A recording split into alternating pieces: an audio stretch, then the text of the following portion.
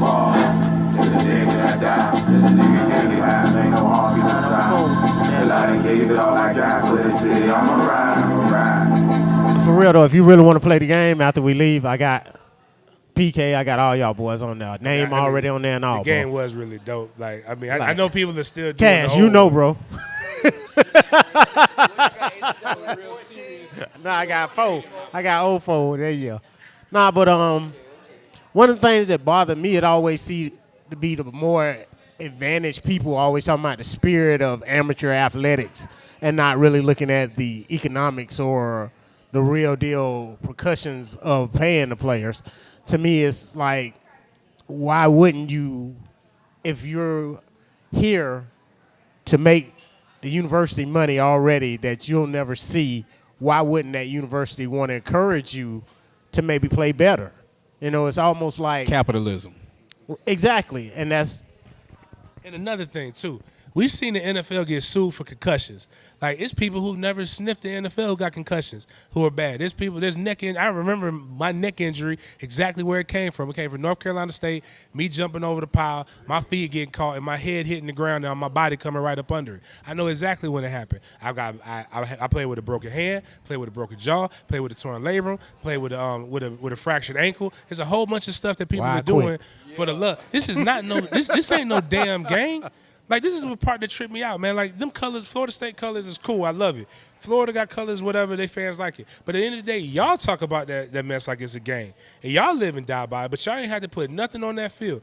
Like I tell people all the time, you can't tell me I don't love my university. I scored in both the end zones and bled on that field. The point is, though, is that when I did that, I didn't get a cent.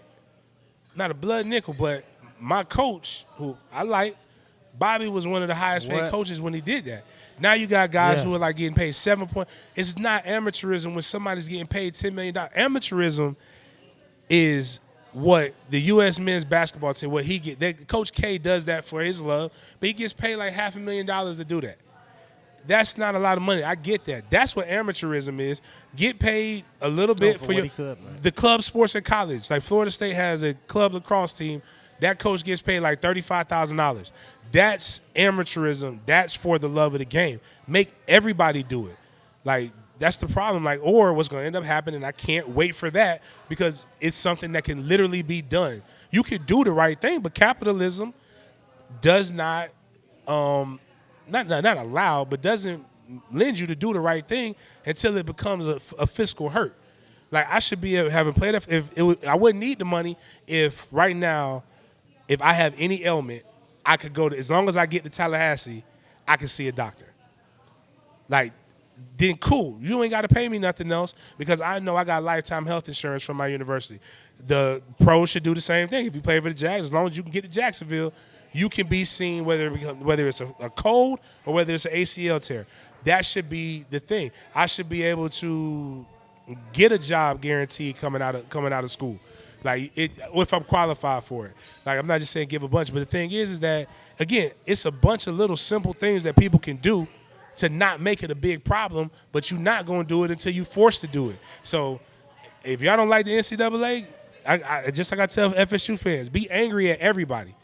Even the person who created the NCAA, I think it was an ESPN 30 for 30, but just go look it up. It's about the NCAA. The person who created the NCAA said that the system has outgrown itself and it's an antiquated system and it needs to be adjusted. We are still going with rules and guidelines that were made in the 1930s before little colored boys like myself could even play the game. All right. So, I mean, the thing, like, if you don't adjust, it's going to always be something new that's going to change the game. Again, there was a kid at UCF, white boy too, who was popping before he even got to college. He had to discontinue his YouTube channel that brought him major money in because he wanted to punt. I shouldn't have to choose between making bread and playing the game. You won't let me work. You won't let me own my own business and because I use my likeness. But you want me to go out there and perform in front of hundreds, 85 to 90 in person, and 5 to 10 million on TV. Meanwhile, my school, even if we suck, gets a percentage of a bowl check they at the end of the year. I mean, it's just things that just again, people. I'm a history major. People want to when you say slavery, people automatically think of the worst, which is again American slavery. Slavery, by in a simple term, is essentially somebody owns you. Indentured servitude is a variation of slavery. It just means that now you can say you're working like you're doing it on purpose. I mean, you choose to be there. There are people who fell into the indentured servitude of their own willing as well. But it means the conditions don't meet what the standard should be. And if you're making $100-something million and I'm getting something that you can legit give me for free. Like all I got to do, like if I could do it all over again, I'd be smart. Like I mean, you could be an honor student and get the exact same thing that a student athlete gets. All the student athlete scholarship is the maximum grant and aid. It's the maximum grant and aid that you can get. There's nothing else. There's nothing more to it, nothing less. And other than that, you may get some access to some dope ass parties and some fine women every now and then. But if you got game, you could do that too.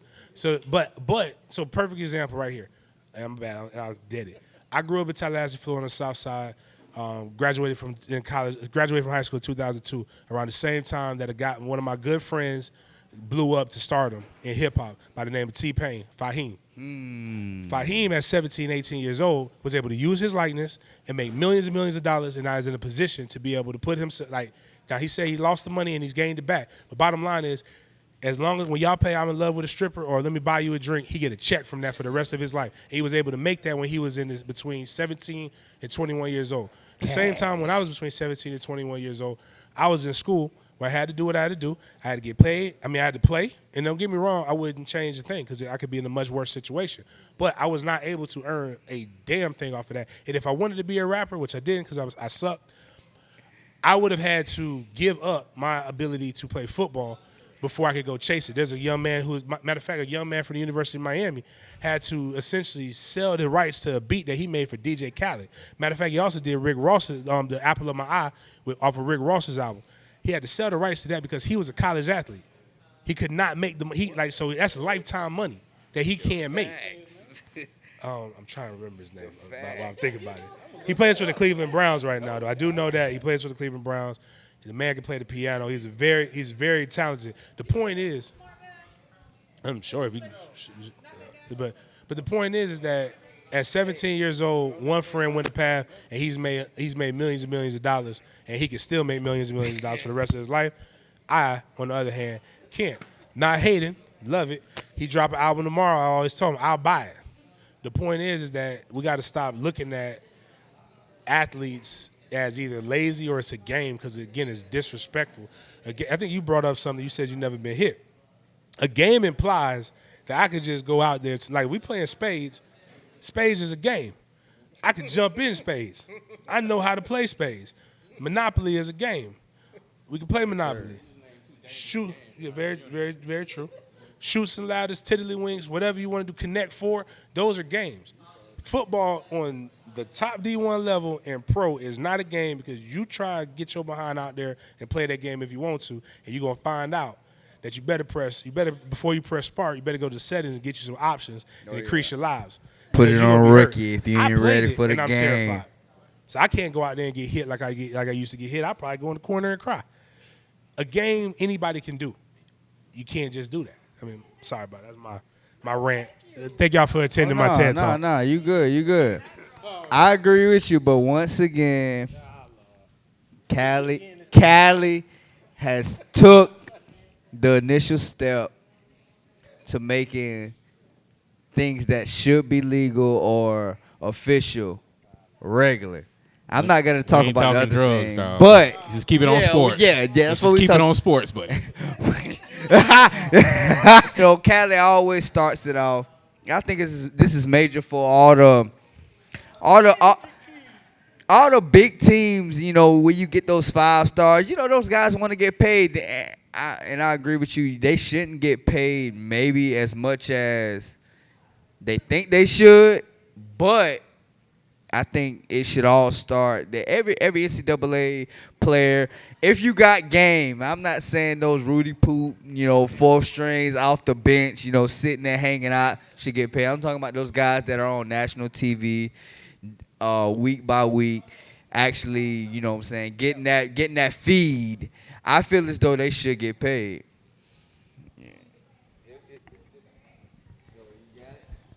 I think everybody that step on that field should get paid because everybody that step on that field taking the same risk.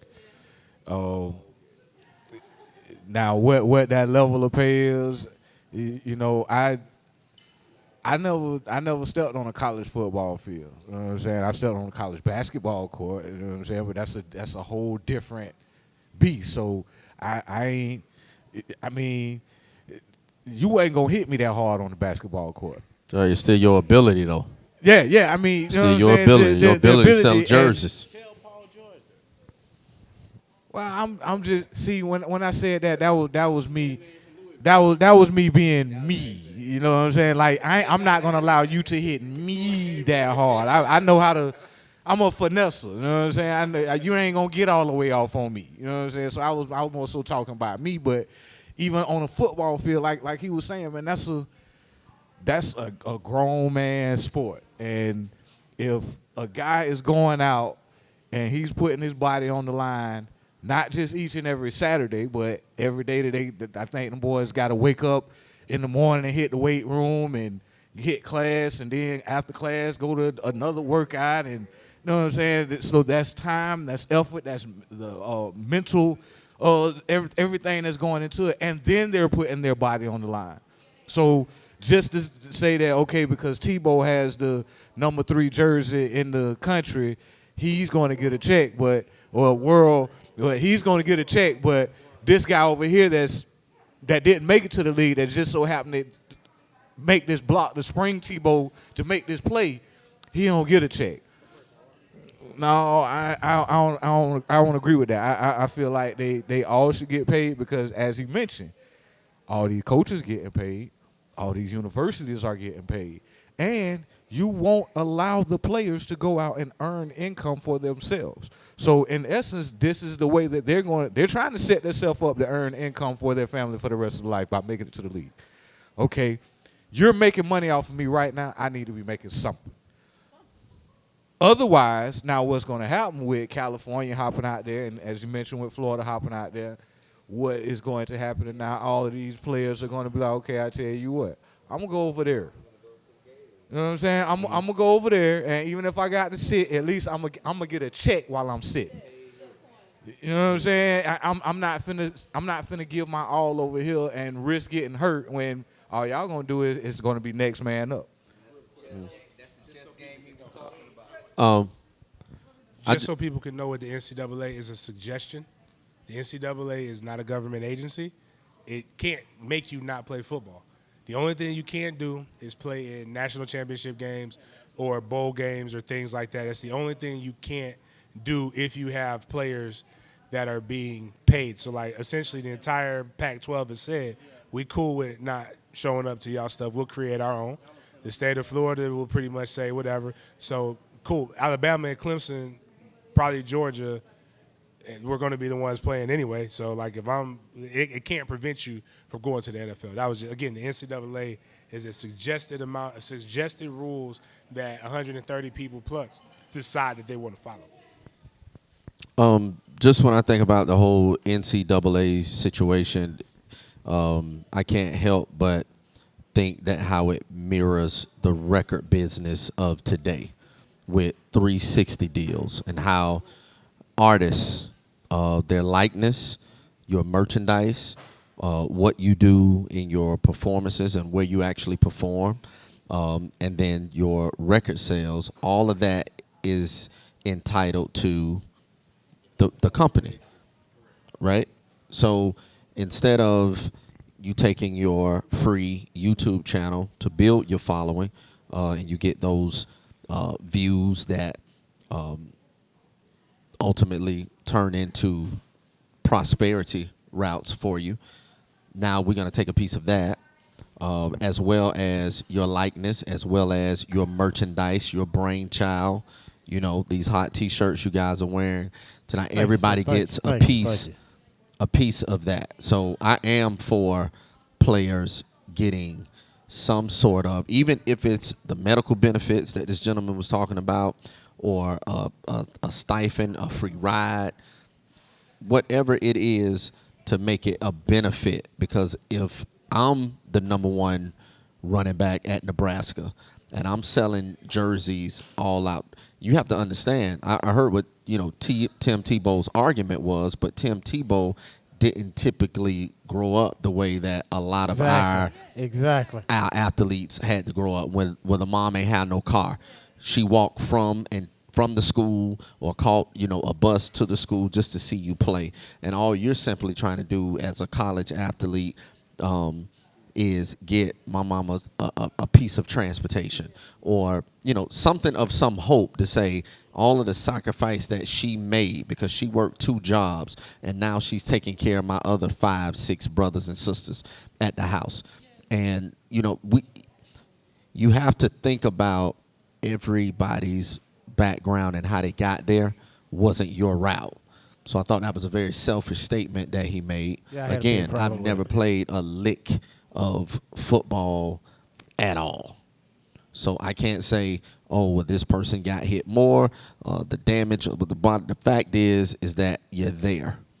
And at the end of the day, if you're there and your likeness is being used to advertise, why the stadium is filling up, that you can't keep this jersey in the bookstore, or it can't, and all of these other partnership subsidiary companies that sell the jerseys of this, that, and the third, and they're getting paid from that. Everybody's getting paid but you. And I think that the thing about the O'Bannon deal wasn't necessarily about getting paid while you were there. It was that they had all-decade teams. So, like, the all-decade team for Florida State for the 2000s, there was a fullback. The fullback number was 36. He had a pacifier mouthpiece. He had a dark visor. He had wristbands that were here and here. He wore shell pads. Yeah. Bottom line is everything that we specifically went to go through to put there. So but the thing is I'm no longer an amateur. I'm a professional.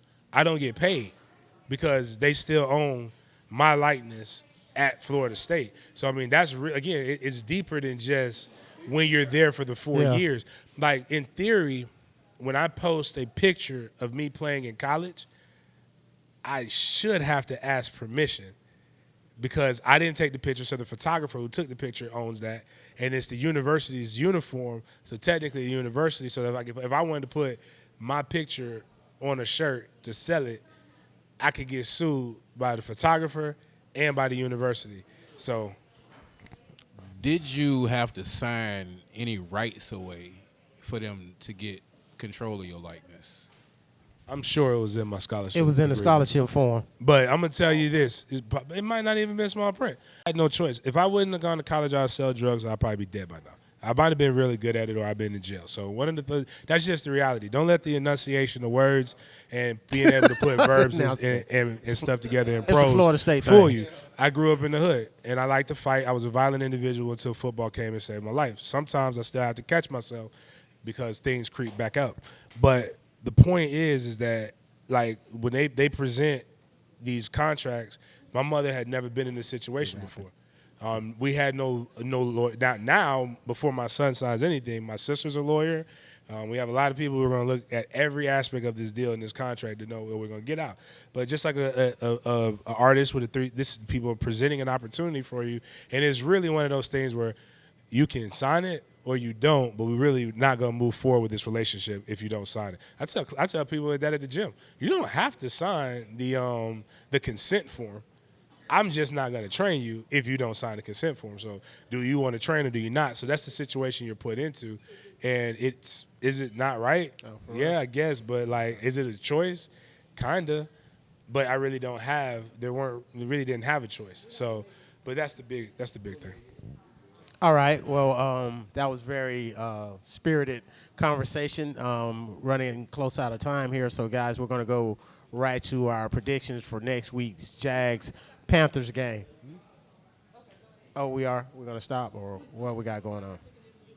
Okay, well, I'm sorry. We're going to take a quick break, wrap it up, and then we'll come back and give our predictions for the Jag and Panthers. Welcome back. Excuse Duval podcast. And we're going to be wrapping things up this evening. But before we get out of here, we're going to do our predictions. Next week, we play the Carolina Panthers. And I didn't get a chance to find out what the line was, so you guys don't get to win Vegas money like last 2 weeks off of me. But I think Jags are going to pull this one out. Very impressed also by their backup quarterback. They have like a little Minshew kind of thing going on with their backup. He's been doing well. But I think Jags pull it out again. It'll be another tight one. I'm predicting Jags by 5.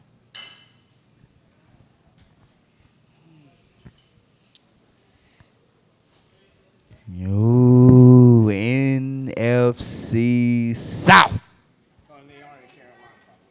Oh, they in Carolina. I still like the Jags. I like the Jags by, I want to say 23-14. And that's just being modest because the Panthers don't have, they just look like they're in scrambles right now trying to figure out their identity as a whole without Cam Newton. Yeah, I said it. Cam Newton holla at me. But, yeah, I like the Jags all day. I agree with that. I think it's going to be a big game for the Jags defense. We're going to come real close to getting a shutout.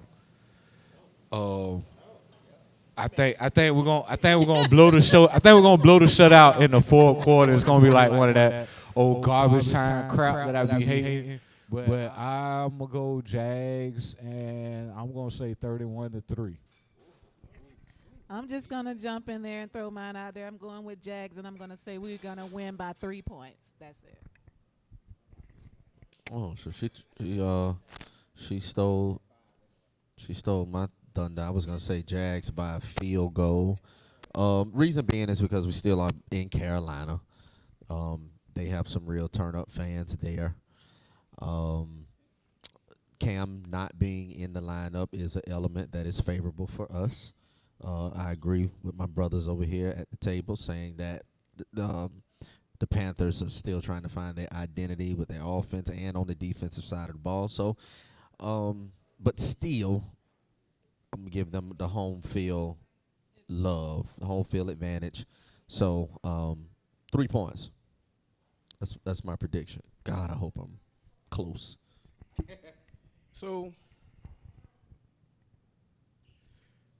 before I get out of here, first thing I want to say to y'all is rest in peace to my cousin, my friend, William Tiger West, a victim of senseless violence Friday morning.